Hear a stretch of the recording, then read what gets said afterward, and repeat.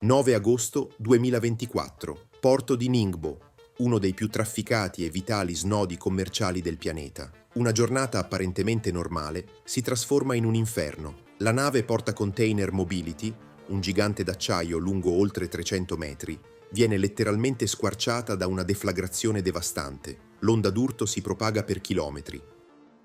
Per capire come si sia arrivati a tanto, dobbiamo conoscere gli attori in gioco. Il primo, ovviamente, è la nave, la Mobility, della compagnia taiwanese Yang Ming, una moderna portacontainer da quasi 6.600 TEU, capace cioè di trasportare un numero enorme di container. Costruita nel 2011, è un cavallo da tiro dei mari, uno di quei giganti progettati per solcare gli oceani senza sosta, un anello cruciale della catena logistica globale. Il secondo protagonista è il luogo, il porto di Ningbo Zhoushan, in Cina. Non un porto qualunque, ma il terzo più trafficato al mondo per volume di container, un ecosistema iperefficiente dove ogni minuto conta e ogni movimento è calcolato. Qui migliaia di container vengono caricati e scaricati ogni giorno in una danza meccanica che sembra perfetta. E infine, il terzo e più importante attore, il carico. Nascosto dentro un anonimo box metallico, si celava il seme della distruzione. Non si trattava di merce comune,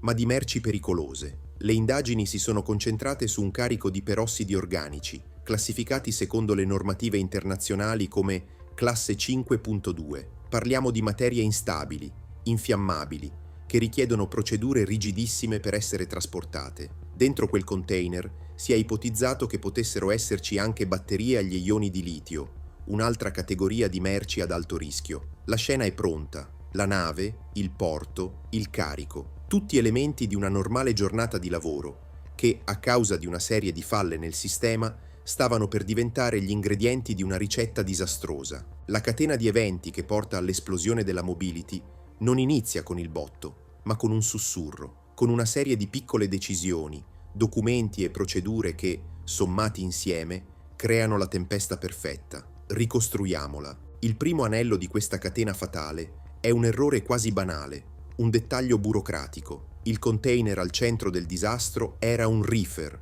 cioè un container refrigerato, progettato per mantenere una temperatura costante, ma in questo caso viene caricato e dichiarato come se fosse un normale container dry per merci secche, senza bisogno di alimentazione elettrica. Quella che può sembrare una semplice leggerezza è, in realtà, la prima, fatale, deviazione dal protocollo di sicurezza. Il secondo anello è la natura stessa del carico. All'interno di quel container, senza refrigerazione, vengono stivati perossidi organici. Per capire la gravità, bisogna sapere cosa sono. I perossidi organici, come il perbenzoato di terz butile, TBPB, identificato in questo caso, sono composti chimici instabili. Sopra una certa temperatura iniziano a decomporsi producendo calore. Se questo calore non viene disperso, la reazione accelera da sola, in un processo che gli esperti chiamano fuga termica o thermal runaway. Questo processo porta a incendi o, come abbiamo visto, a un'esplosione. Il terzo anello è lo stivaggio. Le normative internazionali, come il codice IMDG, International Maritime Dangerous Goods, sono chiarissime. Le merci pericolose devono essere posizionate in punti precisi della nave, lontane da sostanze incompatibili e monitorate. Il container della Mobility, invece, viene messo sulla prua della nave, in coperta, esposto al sole. Quel giorno a Ningbo le temperature toccavano i 39 gradi. Il container, un guscio di metallo non ventilato né raffreddato, si è trasformato lentamente in un forno. Il quarto e ultimo anello, prima del disastro, è la totale assenza di controllo. Senza l'alimentazione elettrica, il sistema di refrigerazione era ovviamente spento. Nessun monitoraggio della temperatura interna, nessun allarme che potesse avvertire l'equipaggio del pericolo. Il container era una scatola nera sigillata. Al suo interno la reazione chimica procedeva, inarrestabile. La temperatura saliva, la pressione aumentava, giorno dopo giorno. La bomba a orologeria era ormai innescata.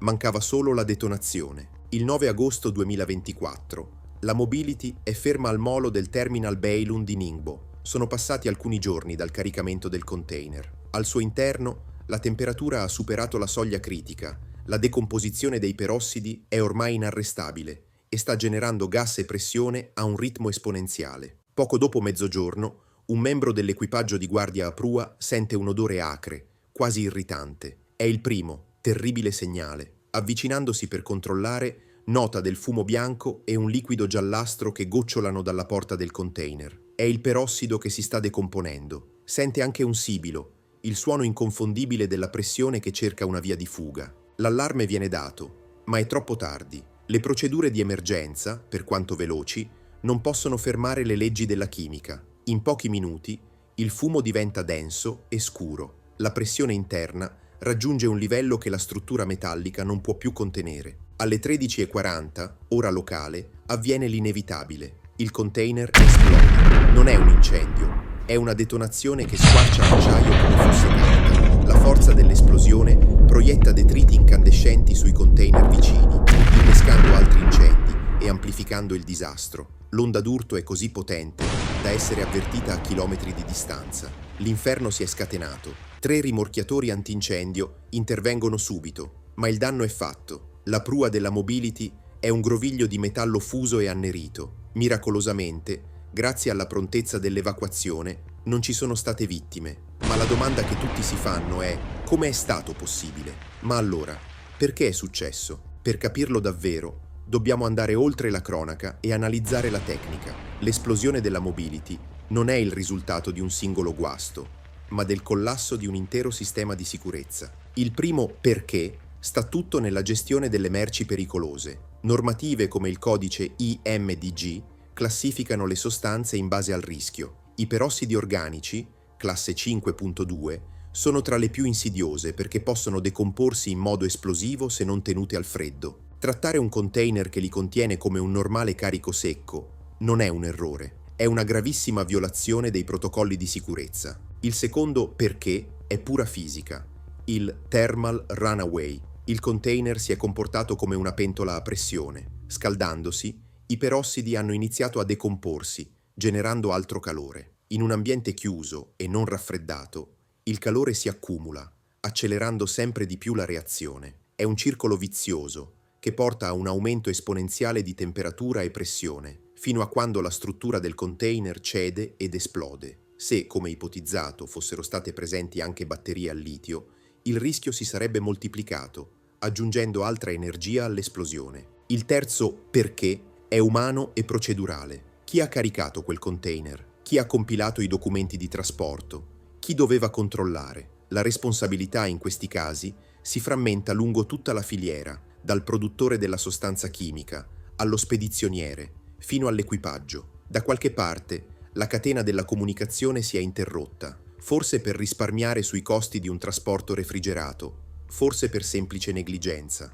Il risultato non cambia. L'assenza di controlli incrociati ha permesso a una bomba di salire a bordo. Infine, il quarto perché è tecnologico. L'assenza di sensori di temperatura o di gas indipendenti sui container a rischio è una vulnerabilità critica. Se quel container avesse avuto un semplice allarme termico autonomo, l'equipaggio sarebbe stato avvisato ore, se non giorni, prima del punto di non ritorno. Incidenti come quello della Mobility non sono fatalità, sono il risultato di errori che si possono e si devono correggere. Analizzare questi disastri è l'unico modo per imparare ed evitare che si ripetano. Se queste inchieste tecniche vi appassionano e volete capire cosa si nasconde dietro le grandi catastrofi del nostro tempo, iscrivetevi al canale e attivate le notifiche. E nei commenti fateci sapere quali altri incidenti vorreste che analizzassimo insieme. Le conseguenze dell'esplosione sono state gravi. La nave ha subito danni strutturali significativi che hanno richiesto riparazioni lunghe e costose,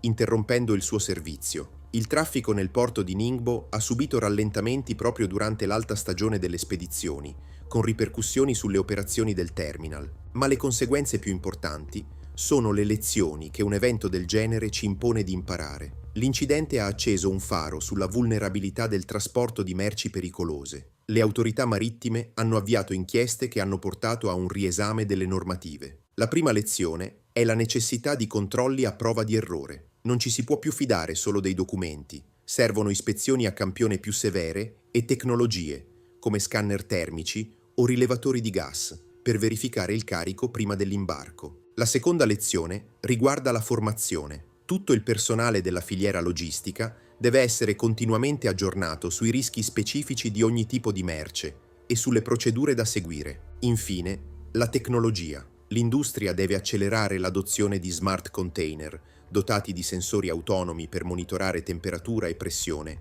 capaci di lanciare un allarme in tempo reale, indipendentemente dalla nave. La storia della mobility è un monito potente. Ci ricorda che nel mondo interconnesso della logistica globale, la sicurezza non è un'opzione, è un obbligo. Ogni container che viaggia sui nostri mari è una responsabilità e ignorare questa responsabilità, anche solo per un istante, può trasformare un gigante d'acciaio in una bomba a orologeria, pronta a scatenare l'inferno nel cuore del commercio mondiale. Questo era solo uno dei disastri nascosti tra le onde. Nella playlist Disastri navali, che trovi qui in alto a sinistra, ci sono molte altre storie dimenticate dal mare. Se sei arrivato fin qui, non fermarti adesso. I nuovi episodi escono ogni mercoledì e venerdì alle 15. Iscriviti e continua il viaggio.